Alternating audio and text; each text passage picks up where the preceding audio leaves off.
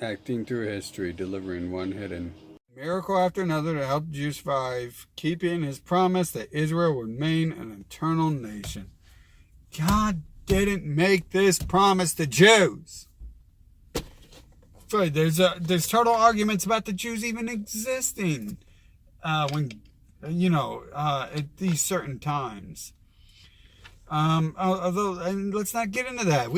God's not taking over frickin' Palestine. It doesn't say in the Bible we're going to kill everyone and take it over. It says you're going to be given it.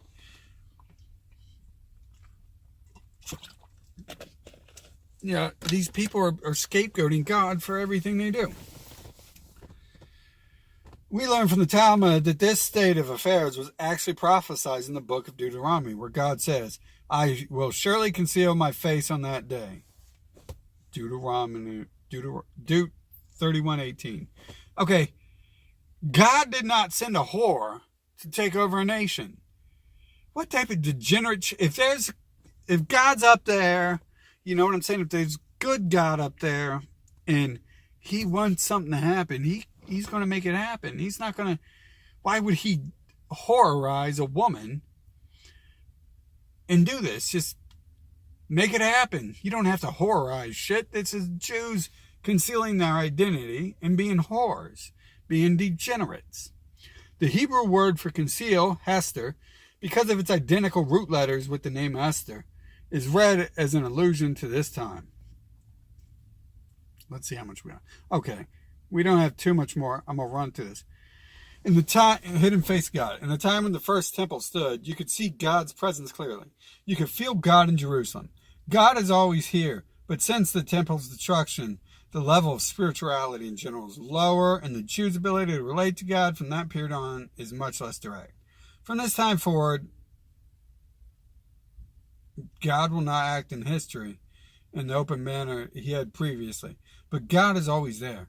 Nevertheless, he's the master puppeteer behind the scenes, putting everything into place. Let me tell you, here on Earth, the master puppeteers are JEWS.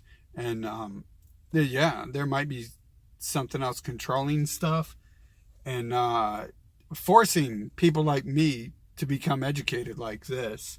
Let me tell you, that wasn't my plan ever, to put my natural born prodigy reading skills into use. I wanted to avoid that. I wanted to play guitar, drums, and be a wild child. But here I am again, back to where God started me out at, having all this stuff thrown in my face. Let's talk about the different gods in this world, apparently, because it sounds like they're making a lot of sense when they say there's a God of this world and there's a God above that who is good, and the God of this world is evil. And that makes a lot of sense to me.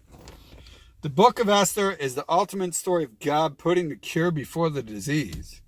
Jesus freaking Christ. Yeah, literally, Jesus Christ. He's putting Jesus on the earth to warn you. And Jesus is saying, hey, synagogue of Satan. And then the Jews write the freaking satanic Bible not almost 2,000 years after Jesus. Almost directly 2,000 years after Jesus. Isn't that odd how the time frame for Goyim relates right there? The time frame, it's pretty weird. But anyways, everything that's seeming a disaster in hindsight works out. So at the end of the story, the Jewish people look back and see how incredible it all was. This is why on Purim, Jews get drunk, so they can't tell the difference between blessed be Mordecai and cursed be Haman. This is to illustrate that even the worst is really serving the will of God. Everything is not what it seems, which is why on Purim it is a custom to wear masks. The Hebrew word that best describes Purim is Venafoch, Venahafoch space Hu, meaning flipped over story. Whatever bad has seemed to be happening by chance was in fact intricately planned for the good. Nothing happens by accident. There's a design to it all. And it's a Jewish whore named Esther and their pals who organize these infiltrations. That's not God. You don't organize whoredom What type of God's going to organize whoredom on earth? What? What God's going to do that? No one wants a whore. Every man I know who is a whore and sleeps with whores hate whores. They don't touch whores because they want to. They don't touch whores because they like them. They don't touch whores because they think they're good people. They don't touch whores because they want them on earth. They just touch a whore because they don't want to ever touch her again. That's why they're fucking you. Whores. Sluts. I'm sorry. Most of you are sluts if you are degenerate. A whore at least had some minor value. Esther had a minor value. She took over a frickin' nation. Everything has a reason. Blah, blah, blah. This in fact sums up Jewish history. No fucking duh. Really? You don't say whoredom sums up Jewish history and nation grabbing. Just as in the story of Purim, when it's over, we look back and we see how everything fits into place. Nothing is by chance. Everything a reason. And God will make sure that even in the worst circumstances, the Jews are always going to have a way out so they can accomplish their mission in this world.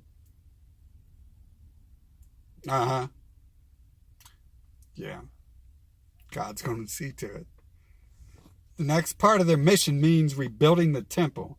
Darius II, Darius II, I believe they would call it, succeeds, but they didn't write it that way, succeeds Achashverosh as king of Persia. He's believed to be Esther's son, and he allows the Jews to finish up the job they had started under Cyrus. This is a very special time in Jewish history when the Jews make a second attempt at getting it right. So, the second attempt at getting it right. So, we're now at the third attempt, Goyim. I'm sorry, I couldn't see a date on that. I'm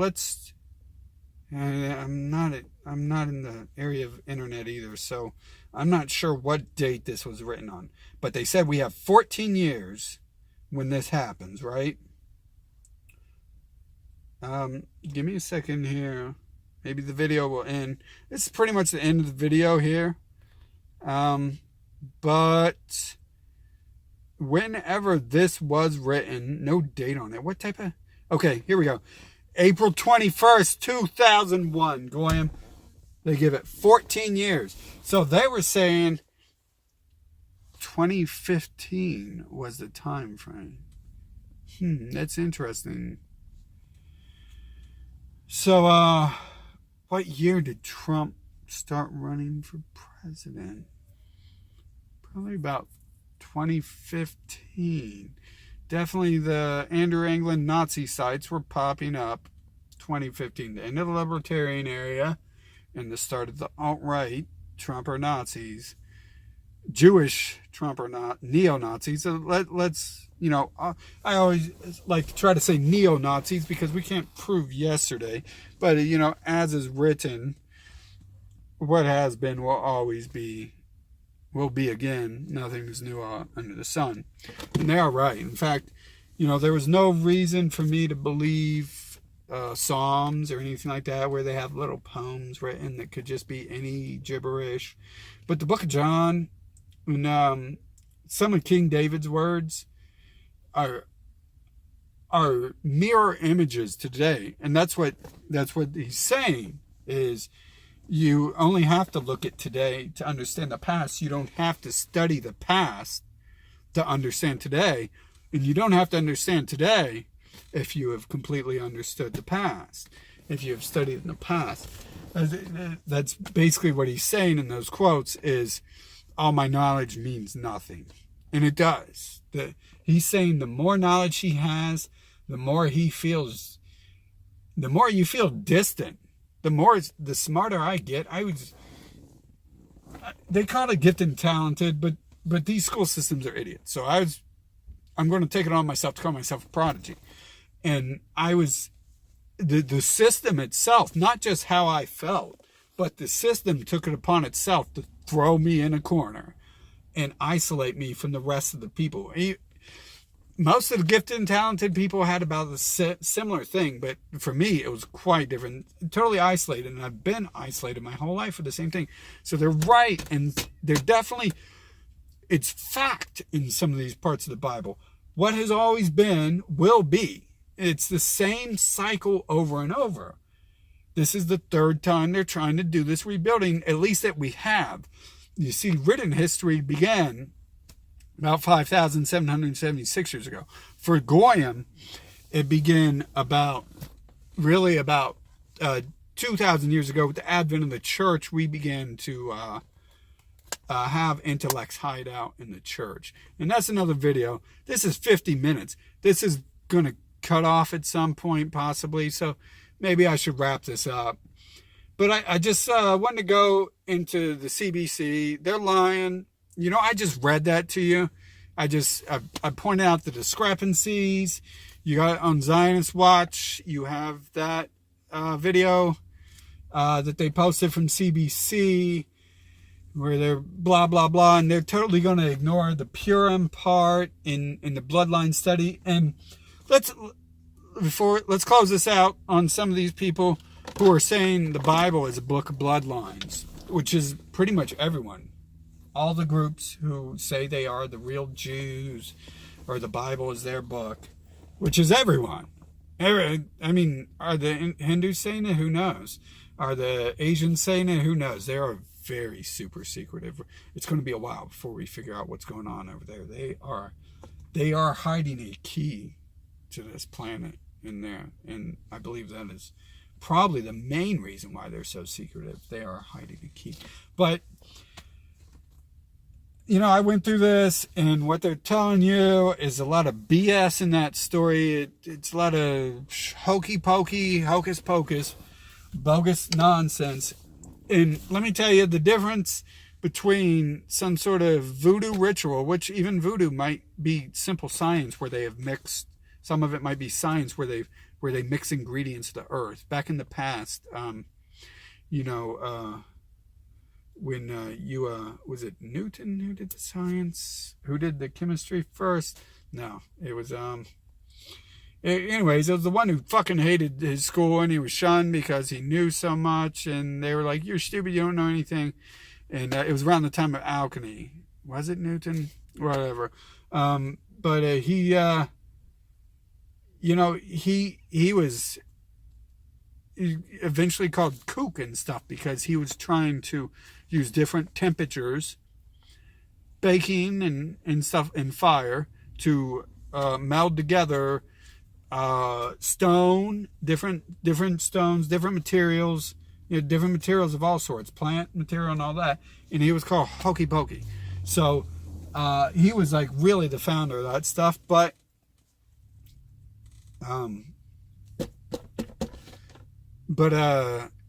some of these religions have hokey pokey in them, and it doesn't do anything.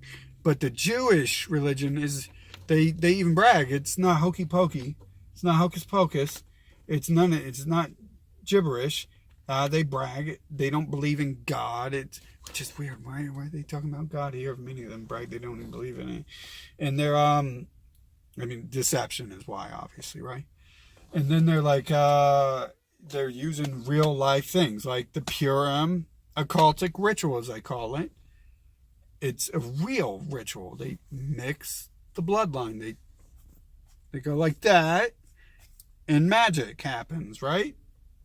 So take what you want from this video. I've tried to be honest and truthful and not inject any falsities. And I've tried to I try to be as honest as I can. I think I'm holding back sometimes because they're going to take this down at some point. I don't see why. When I do the intelligence stuff, they leave it up. I think maybe they're impressed by it. Probably not. I think there might be some protection there, because when we argue about what goes on in this world, I have no idea, but it's definitely not what any of us think it is.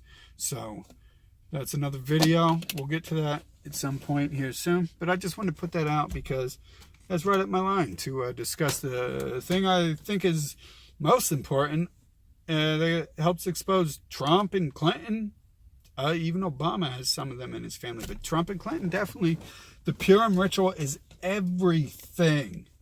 Everything. A nation waking up and their bloodline being, the ruler's bloodline being taken over by the people who did it. And now at this point, we have to look into the king before that, because of comparing Trump to him. We have to look into him and see if he was one of them as well. I mean, he's talking about bringing Babylon back to life and inviting them back into it.